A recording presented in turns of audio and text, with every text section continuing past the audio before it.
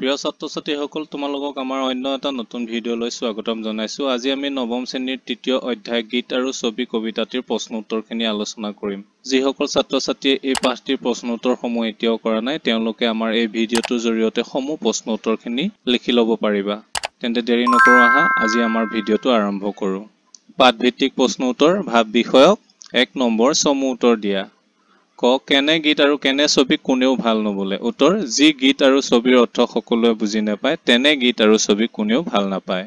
খ সদায় কাণেৰে শুনা সৰু কথাটিয়ে কেনেকৈ আমাৰ প্ৰাণ টানি ধৰে। উত্তৰ সদায় কাণেৰে শুনা সৰু কথাটিও আমাৰ প্ৰাণ টানি ধৰে যেতিয়া ইয়াক গীতৰ আধাৰত পৰিবেশন কৰা হয়।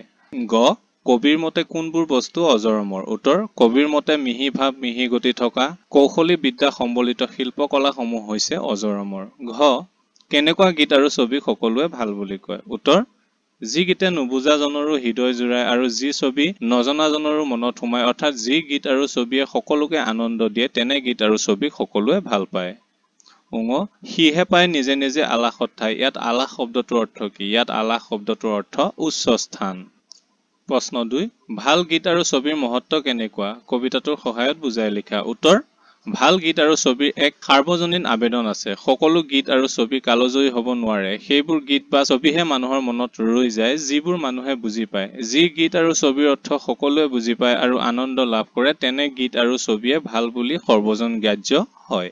সকলো শিল্পকলাৰে থকাৰ দৰে গীত আৰু ছবিতো কৌশলী বিদ্যাৰ প্ৰয়োগ থকা উচিত। মিহি ভাৱ আৰু মিহি গতিৰ কৌশলী বিদ্যা প্ৰয়োগ হোৱা গীত আৰু ছবিয়ে সকলোৰে প্ৰাণত ঠাই পায়। গীত আৰু ছবি কবিতাটোত কবিয়ে এনেদৰে সুন্দৰভাৱে ভাল গীত আৰু ছবিৰ মহত্বৰ বিষয়ে বৰ্ণনা কৰিছে। প্ৰশ্ন 3 সদায় চকুৰে দেখা গছ পাতটিও ছবিত কিয় ভাল হৈ পৰে বুলি তুমি ভাবা? নিজৰ মতামত আগবঢ়োৱা। উত্তৰ দৈনন্দিন জীৱনত আমি অজস্ৰ গছৰ পাত দেখো। সেয়ে আমাৰ বাবে চিৰচৰিত অনুভৱ গছৰ পাতে কঢ়িয়াই সাধাৰণ কথা হৈ পৰে। কিন্তু সেই একেবোৰ পাতে যেতিয়া ছবি এখনত দেখো সি আমাৰ অনুভৱ সলনি কৰে। সাধাৰণতে দেখাতকৈ ছবিত দেখিলে ভাল লাগি যায়। ইয়াৰ কাৰণ চিত্ৰকৰ এগৰাকীৰ মননশীল দৃষ্টি আৰু তেওঁৰ দুহাতৰ কৌশলী বিদ্যা বুলি ভাবো। আমি সাধাৰণভাৱে চোৱা পাতটিত এগৰাকী চিত্ৰকৰে মননশীল দৃষ্টিৰে লক্ষ্য কৰে। সূক্ষ্মভাৱে পাতটোৰ প্ৰতি শিৰা উপশিৰাৰ অৱস্থিতিলৈ মন কৰে। ছবিখন আঁকোতে তেওঁ মিহি গতিৰে কাম কৰে যাতে প্ৰকৃত পাতটিৰ দৰে ছবিখন নিমজ হৈ পৰে। অৱশেষত মানুহে চিত্ৰকৰৰ সৃষ্টিক সৃষ্টিকৰ্তাৰ প্ৰকৃত সৃষ্টিৰ সৈতে তুলনা কৰি থৰ হৈ চায় আৰু মিল দেখি উৎফুল্লিত হৈ পৰে। মননশীল দৃষ্টি আৰু কৌশলী বিদ্যাই এখন ছবি ভাল হৈ পৰাৰ মূল কাৰণ বুলি সেয়ে ক'ব পৰা যায়। প্ৰশ্ন 4 কেনেকুৱা গীত আৰু ছবি কোনেও ভাল নবোলে আৰু কোনবোৰ গীত আৰু ছবি সকলোৱে ভাল বুলি আদৰি লৈ আলাসত ঠাই দিয়ে নিজৰ ভাষাৰে বৰ্ণনা কৰা। উত্তৰ যিবোৰ গীতৰ অৰ্থ গোৱাজনে বা লিখাজনেহে বুজি পায় কিন্তু আন কোনো লোকে বুজি নাপায় সেই গীতক কোনেও ভাল গীত বুলি নকয়। যিবোৰ গীতৰ অৰ্থ সকলোৱে বুজি পায় তেনেবোৰ গীত সকলোৱে ভাল পায়। ঠিক সেইদৰে যিবোৰ ছবি চোৱাৰ পাছত শিশুৰ পৰা আদি কৰি সকলো লোকে আনন্দ পায় তথা তেওঁলোকৰ মন প্ৰাণ পুলকিত হয় তেনেবোৰ ছবিক সকলোৱে ভাল বুলি স্বীকৃতি দিয়ে। কিন্তু যিবোৰ ছবি চোৱাৰ লগে লগে মানুহৰ মনত আনন্দ নজন্মে তেনেবোৰ ছবিক উৎকৃষ্ট বুলি নকৈ বেয়া বুলি কোৱা হয়। গতিকে ভাল গীত বা ছবি হবলৈ হলে সকলোৱে বুজি পোৱা বিধৰ আৰু মানুহৰ অন্তৰ আপ্লুত কৰিব পৰা বিধৰ হ'ব লাগিব। 5 নং গীত আৰু ছবি কবিতাটোৰ সাৰাংশ লিখা। উত্তৰ সাধাৰণ কথা বা ছবি এখনো শিল্পীৰ মননশীল দৃষ্টি আৰু কৌশলী বিদ্যাৰ প্ৰয়োগত সুন্দৰ হৈ পৰে। যি গীত বা ছবি কেৱল শিল্পীগৰাকীয়েহে বুজি পায় আৰু অইন মানুহে নুবুজে সেই গীত বা ছবি কোনেও ভাল বুলি নকয়। এখন ছবি বা এটি গীত অজৰ অমৰ হবলৈ হলে উৎকৃষ্ট ভাৱ সম্পন্ন হ'ব লাগিব। শিল্পীগৰাকীৰ নিৰ্দিষ্ট দক্ষতা ফুটি উঠিব লাগিব। এক কথাত ক'বলৈ গ'লে সাৰ্বজনীন আবেদন থাকিলেহে যিকোনো শিল্পই মহত্বৰ শিল্প পৰিগণিত হ'ব পাৰে। কবিতাটোৰ সাৰ কথা এয়াই। প্ৰিয় ছাত্ৰ-ছাত্ৰীসকল পাৰিলে তোমালোকে চেনেলটো ছাবস্ক্ৰাইব কৰি থবা। তোমালোকৰ উপকাৰ নহলেও অপকাৰ যে নহয় সেইটো ধুৰুপ। কেতিয়াবা এই চেনেলটোৰ প্ৰশ্ন উত্তৰৰ যোগেদি তোমালোকে সাৰ্থক হ'ব পাৰিবা। সময় পালে তোমালোকে চেনেলটো ছাবস্ক্ৰাইব কৰি থবা। 6 নম্বৰ ব্যাখ্যা কৰা। ক সদায় চকুৰে দেখা গছ পাতটিও ছবিটিত ভাল হৈ পৰে। সদায় কাণেৰে শুনা সৰু কথাটিও গীত হলে প্ৰাণ টানি ধৰে। উত্তৰ উক্ত কবিতা ফাঁকি দুৰ্গেশ্বৰ শৰ্মাদেৱৰ দ্বাৰা ৰচিত গীত আৰু ছবি শীৰ্ষক কবিতাটিৰ পৰা উদ্ধৃত কৰা হৈছে। কবিতা ফাঁকিৰ জৰিয়তে গীত আৰু ছবিৰ এক অপূৰ্ব শক্তিৰ কথা কোৱা হৈছে। সাধাৰণ কথা এটি বা সাধাৰণ গছপাত এটিও শিল্পীৰ মননশীল দৃষ্টিত অসাধাৰণ হৈ পৰিব পাৰে। সাধাৰণতে কোনো মানুহে সাধাৰণ কথা বা গছপাত এটিলৈ ভ্ৰক্ষেপ নকৰে কাৰণ এইবোৰ সদায় শুনি বা দেখি থকা হয়।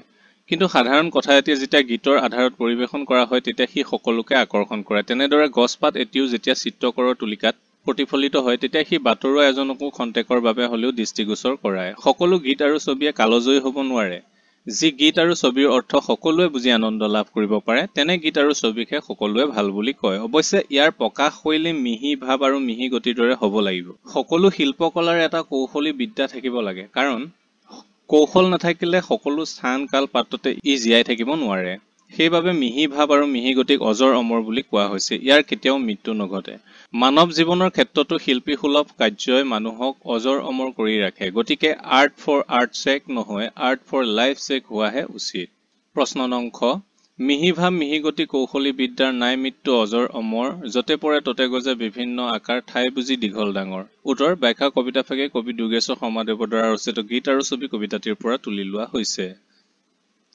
কবিয়ে মিহি ভাৱ আৰু গতি মুক্ত শিল্পকলাৰ গুণাগুণ সম্পৰ্কে কবলৈ গৈ কবিতা ফাঁকি উল্লেখ কৰিছে কৌশলী বিদ্যাৰ এক আচৰিত শক্তি আছে এই শক্তিৰ জৰিয়তে ই সকলো সময়তে আৰু সকলো স্থানতে স্থায়িত্ব লাভ কৰে সকলো সময়তে ইয়াৰ সাৰ্বজনীনতা নাইকিয়া নহয় ই কালজয়ী সেই কৌশলী বিদ্যাক অজৰ অমৰ বুলি কোৱা হৈছে কাৰণ ই স্থান বুজি বিভিন্ন ৰূপত প্ৰকাশ পায় তদুপৰি ই যতে ততে প্ৰকাশ লাভ কৰাৰ সুবিধা পায় মিহি ভাৱ আৰু মিহি গতিযুক্ত কৌশলী বিদ্যায়ে এই শক্তি লাভ কৰিব পাৰে ভাষা বিষয়ক ৭ নং সমাৰ্থক শব্দ লিখা উত্তৰ জগত পৃথিৱী ধৰিত্ৰী উলাহ আনন্দ উৎসাহ চকু নয়ন অক্ষী সৰু ক্ষুদ্ৰ অকণমান ভাল শুভ মংগল কাণ কৰ্ণ শ্ৰৱণেন্দ্ৰিয় ৮ নম্বৰ বাক্য ৰচনা কৰাখিনি তোমালোকে নিজে পঢ়ি লিখি ল'বা বা নিজৰ মতেও লিখিব পাৰিবা প্ৰশ্ন নং ৯ বিপৰীত শব্দ লিখা মিহি প্ৰাণ মৃত্যু মূল ক্ষুদ্ৰ উত্তৰ মিহি খহতা প্ৰাণ অপ্ৰাণ মৃত্যু জীৱন মূল চিহ্ন মূল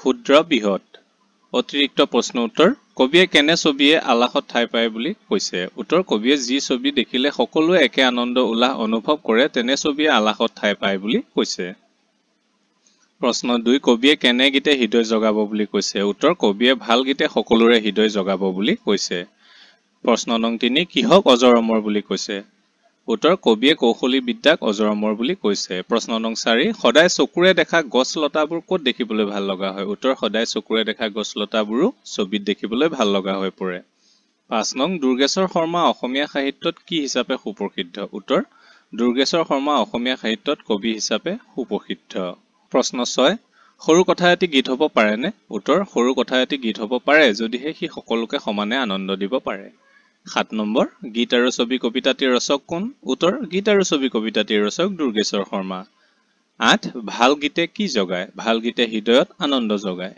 প্ৰশ্ন ৯ কৌশলী বিদ্যা বুলি কাক কোৱা হৈছে উত্তৰ মিহি ভাৱ আৰু মিহি গতিক কৌশলী বিদ্যা বুলি কোৱা হৈছে প্ৰশ্ন ১০ সদায় চকুৰে দেখা কি বস্তু ছবিত ভাল হৈ পৰে উত্তৰ সদায় চকুৰে দেখা গছপাতটিও ছবিত ভাল হৈ পৰে চমু প্ৰশ্ন উত্তৰ প্ৰশ্ন ১ সাধাৰণ গছপাতটিও ছবিত কিয় ভাল হৈ পৰে আৰু সাধাৰণ কথাটিও গীতত কিয় ভাল হৈ পৰে উত্তৰ ছবি হল এবিধ কলা চিত্ৰশিল্পী এজনৰ তুলিকাত যিকোনো সাধাৰণ বিষয়তে অসাধাৰণ ৰূপ পায় বাটৰ দুবৰি বনৰ নিয়ৰৰ টোপালটো যিদৰে কবিৰ অনুভূতিত হীৰা হৈ জিলিকে তেনেদৰে সদায় দেখি থকা গছপাত এতিয়াও চিত্ৰকৰৰ হাতত এক আচৰিত শক্তি লাভ কৰে সাধাৰণ গছপাত এটি বতাহত হালি জালি থাকে আৰু এদিন সি মাটিত সৰি পৰে মানুহে তাক গছকি যায় কিন্তু তালৈ কাৰো চকু নাযায় যেতিয়া কৌশলী বিদ্যাৰ বলত এজন শিল্পীয়ে তাক সজাই তোলে তেতিয়া সকলোৱে খন্তেকৰ বাবে হলেও ৰৈ চাবলৈ বাধ্য হয় ঠিক সেইদৰে সাধাৰণ কথায়ো কোনো গায়ক গায়িকাৰ সুৰ তাল লয়ৰ স্পৰ্শত গীত হৈ শ্ৰোতাৰ মন প্ৰাণ আনন্দত আপ্লুত কৰি তোলে ইয়াৰ মূলতে হল গীত আৰু ছবিৰ এক অপূৰ্ব শক্তি এইবাবে সাধাৰণ গছপাতটিও ছবিত ভাল হৈ পৰে আৰু সাধাৰণ কথাটিও গীতত ভাল হৈ পৰে প্ৰশ্ন ২ সিহে পায় নিজে নিজে আলাসত ঠাই সকলোৱে ভাল বুলি কয় উত্তৰ উক্ত কবিতা ফাঁকি দুৰ্গেশ্বৰ শৰ্মাদেৱৰ দ্বাৰা ৰচিত আমাৰ পাঠ্যপুথিত থকা গীত আৰু ছবি নামৰ কবিতাটোৰ পৰা লোৱা হৈছে এই কবিতা ফাঁকিৰ জৰিয়তে কবিয়ে গীত আৰু ছবিৰ বৈশিষ্ট্যৰ কথা কৈছে যিবোৰ গীত শুনিলে শ্ৰোতাৰ মন প্ৰাণ আনন্দত আত্মহাৰা হৈ পৰে আৰু যিবোৰ ছবি দেখিলে সকলো লোকে ৰং পায় সেই গীত আৰু ছবিবোৰকে উৎকৃষ্ট বুলি কোৱা হয় সকলোৰে উপকাৰ সাধন আৰু আনন্দদায়ক ছবিসমূহক সকলোৱে ভাল পায় আনহাতে সকলোৱে বুজিব নোৱাৰে আৰু সকলোৰে অপ্ৰিয় ছবি বা গীতসমূহ শ্ৰেষ্ঠ ছবি বা গীত বুলি বিবেচিত নহয় প্ৰশ্ন নং ৩ কৌশলী বিদ্যাক কিয় অজৰ অমৰ বুলি কোৱা হৈছে উত্তৰ কৌশলী বিদ্যাৰ এক আচৰিত শক্তি আছে এই শক্তিৰ জৰিয়তে ই সকলো সময়তে আৰু সকলো স্থানতে স্থায়িত্ব লাভ কৰে সকলো সময়তে ইয়াৰ সাৰ্বজনীনতা নাইকিয়া নহয়। ই কালজয়ী, সেই কৌশলী বিদ্যাক অমৰ বুলি কোৱা হৈছে কাৰণ ই স্থান বুজি বিভিন্ন ৰূপত প্ৰকাশ পায়। তদুপৰি ই য'তে ত'তে প্ৰকাশ লাভ কৰাৰ সুবিধা পায়। মিহি ভাৱ আৰু মিহি গতিযুক্ত কৌশলী বিদ্যাইহে এই শক্তি লাভ কৰিব পাৰে। প্ৰিয় ছাত্ৰ ছাত্ৰীসকল, এই পাঠটিৰ প্ৰশ্ন উত্তৰ ইমানতে শেষ হ'ল। অন্য ভিডিঅ'ৰ বাবে তোমালোকে চেনেলটো ছাবস্ক্ৰাইব কৰি পেলাই আমাৰ ভিডিঅ'বোৰৰ পৰা প্ৰশ্ন উত্তৰ লিখি ল'ব পাৰিবা। তেন্তে পুনৰ লগ পোৱাৰ আশাৰে আজিলৈ এৰিছোঁ। ধন্যবাদ।